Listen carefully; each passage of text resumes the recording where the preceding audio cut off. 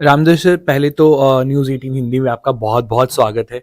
और उसके साथ मुबारकबाद भी आपको बहुत बहुत कि आपको कल ही जो है वो पद्म श्री से जो है वो सम्मानित किया गया है। पहले तो कैसा महसूस हो रहा है, क्योंकि ये आपका पहला सम्मान तो है नहीं, आपको कई सम्मान मिल चुके हैं मगर पद्म श्री मिला है आपको, तो कैसा महसूस हो? देखिए, इसका महत्व अलग है और पुरस्कार तो मुझे साहित्य पर मिलते रहे हैं और ये पुरस्कार सरकार की ओर से मिला है और इसका अलग महत्व है और पुरस्कारों से। रामकृष्ण सर, थोड़ा सा अगर आप जर्नी के बारे में बता पाए हमें, पाएं कि शुरुआत कहाँ से हुई थी आपकी, कहाँ से स्कूलिंग हुई, कहाँ से फिर आप दिल्ली तक आए और कहाँ से ये सफर आगे बढ़ा? मैं ठेठ गांव का आदमी रहा और वहाँ एक प्राइमरी स्कूल था, एक मिडिल स्कूल था। वहीं से प्राइमरी और मिडिल स्कूल पास किया और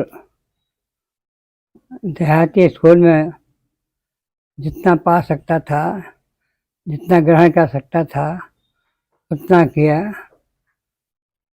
और पढ़ने में ठीक ठाक था, काफ़ी अच्छा था।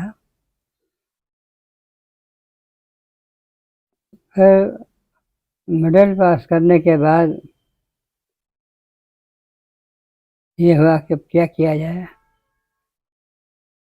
क्योंकि अंग्रेजी स्कूल वहाँ से बहुत दूर से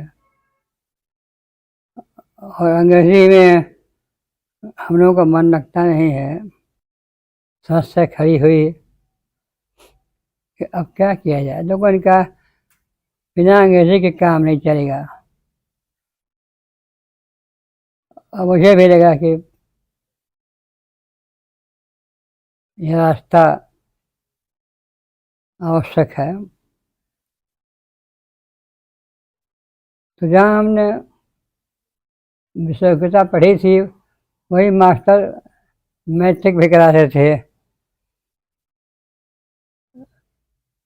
तो उनके यहाँ मैंने 2 साल तक अंग्रेजी पढ़ी। बड़ी मुश्किल थी कि साहित्य रत्न पास करने के बाद, कहानी पढ़ने के बाद ABCD सीखना बड़ा मुश्किल हो रहा था। हाँ तो सर, पहली बार दिल्ली कब आए थे, कौन सा ईयर था, कौन सा सन था वो, कौन सा साल था वो, अगर आपको याद हो तो? हाँ, दिल्ली में सन 64 में आया। और कोई रचना हमको याद हो अपनी, कोई कविता याद हो अगर वो सुना सके? एक मेरी बहुत ही मशहूर गज़ल है, काफ़ी लोग पढ़ते हैं, गाते हैं। बनाया है मैंने ये घर धीरे धीरे,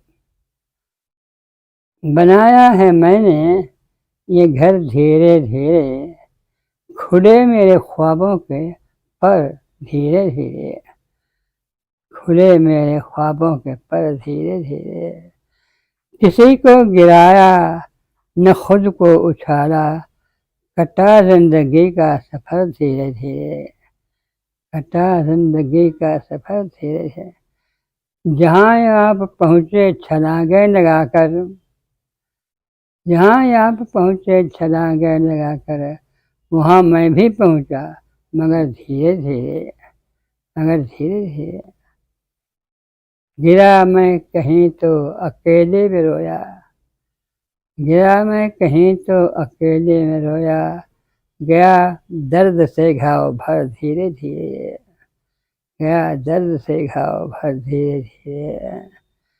न रो कर न हंस कर किसी में उड़ेला, न रो कर हंस कर किसी में उड़ेला, पिया खुद ही अपना जहर धीरे धीरे, पिया खुद ही अपना जहर धीरे धीरे। जमीन गांव की, जमीन खेत की साथ लेकर चला था, जमीन खेत की साथ लेकर चला था, उगा उसमें कोई शहर धीरे धीरे, उगा उसमें कोई शहर धीरे धीरे, मिला क्या न मुझको है दुनिया तुम्हारी, मिला क्या न मुझको है दुनिया तुम्हारी, मोहब्बत मिली है अगर धीरे धीरे, बनाया है मैंने ये घर धीरे धीरे, खुले मेरे ख्वाबों के पर धीरे धीरे। रामकृष्ण सर, कौन से आपके अपने वक्त के आपके 5 मशहूर शायर जो आपको बहुत ज्यादा पसंद हो? हम सबके प्रिय कवि तो तुलसीदास हैं, सूरदास भी बहुत बड़े कवि हैं, कविताएं जो हैं वो कर्रा से भरी हुई हैं। टैगोर ने उनके बारे में लिखा है, साँच करी कहो मोरे हे वैष्णव कवि, कहाँ तो भी पाई छिड़े यही प्रेम छवि, कहाँ तुम्हें सीखे छिड़े यही प्रेम गान, विरह थकित है कहा दयान, कहाँ सीखा तुमने ये सब। हाँ, टैगोर जो इसको पसंद करते हैं हम, और जयशंकर प्रसाद पसंद है मुझे, और मुझे दिनकर भी प्रिय हैं, और ये निराला की कई कविताएं प्रिय हैं। कुछ मोहब्बत पे सुनाना चाहोगे? कुछ मोहब्बत पे आपने लिखा हो अपनी जवानी में, जो अभी भी आपको याद है? कुछ फूल कुछ कांटे हमने आपस में बांटे, कुछ फूल कुछ कांटे हमने आपस में बांटे, यात्रा के हर मोड़ पर हमने एक दूसरे का इंतज़ार किया है, हाँ हमने प्यार किया है, हाँ हमने प्यार किया है। सर, मैं आपसे भी बात करना चाहूंगा, थोड़ा सा अगर आप इंट्रोडक्शन दे दें अपना। मैं शशांक मिश्र, डॉक्टर मिश्र का मझला लड़का हूँ। हम 5 भाई बहनों में एक भाई एक बहन बड़े हैं मुझसे, एक भाई एक बहन छोटे हैं। तो कैसा महसूस हो रहा है, क्योंकि पहली बार तो आपका है नहीं कि पहली बार पे अवार्ड घर पे आया, मगर it's a biggest civilian award जो हमारी कंट्री देती है, तो नहीं, कैसा महसूस? बहुत अच्छा महसूस होता है, क्यों नहीं होते। इनसे ज़्यादा बधाइयाँ मुझे मिली हैं। शशांक सर, कोई घटना कोई याद हो आपको बचपन की, या सर के बचपन की कोई घटना जो बहुत ज्यादा प्रेरित करती है अभी भी आपको याद करते मुझे हैं? हाँ। सबसे बड़ी बात है कि ये निर्द्वंद भाव में चलते रहते हैं, कि मतलब इनको जो मिल गया ठीक, नहीं मिला और भी ठीक, और शांत प्रकृति के है। वैसे गुस्सा हमने देखा हुआ इनका भी, बच्चों का मार हमने बहुत खाई है छोटे थे तो, लेकिन असल में ये कोई गुटबाजी नहीं, कोई शांत, बिल्कुल शांत प्रवृत्ति के हैं, कि जो मिल गया बहुत है। तो पिछले कौन से गांव से थे, कहाँ से स्टार्ट किया था सर ने? थोड़ा सा वो स्टेट कौन सी थी, कौन सा गांव था? ये डुमरी गांव है, ये गोरखपुर जिले के अंदर आता है। उत्तर प्रदेश में। जी।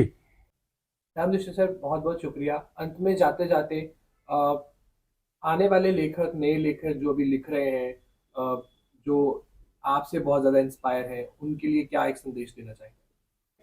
ये सवाल तो अक्सर आता है, लेकिन ये है कि कोई लेखक संदेश मानता थोड़ा है। हमारे त्रिलोचन शास्त्री से पूछा किसी ने कि कुछ संदेश देना चाहोगे, अरे माने तब ना सब, माना तब ना दूँ।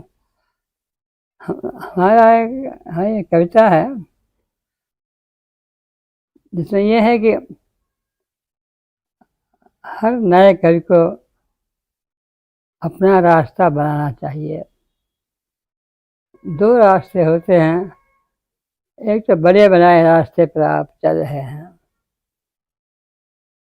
हम ऐसा लिखते हैं और उनको पुरस्कार मिलता है, हम भी ऐसा ही लिखें, ऐसा लिखने से उनका मैं शिष्य बन जाऊंगा। और एक होता है कि हम अपना रास्ता खुद बनाएं, और वही रास्ता जो है सही होता है, उसी में आगे चलकर कुछ प्राप्त होता है। यही संदेश देता हूँ मैं लोगों को, अपना रास्ता चलो।